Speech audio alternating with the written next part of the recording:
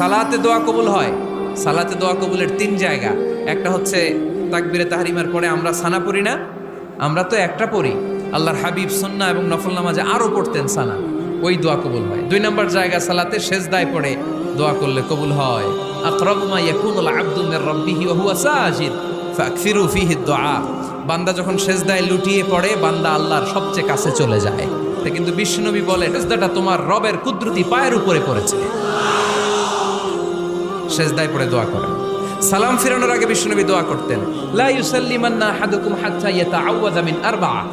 আল্লাহর হাবিব বললেন, 4 জিনিস থেকে পানাহ না আছে আমার কোন উম্মত যেন সালাম না ফিরায়। তারা যেন পড়ে, আল্লাহুম্মা ইন্নী আউযু বিকা মিন আযাবিল কবর, আউযু বিকা মিন আযাবি জাহান্নাম, আউযু বিকা মিন ফিতনাতিল মাহইয়া ওয়াল মামাত, আউযু বিকা মিন ফিতনাতিল মাসিহিদ দাজ্জাল।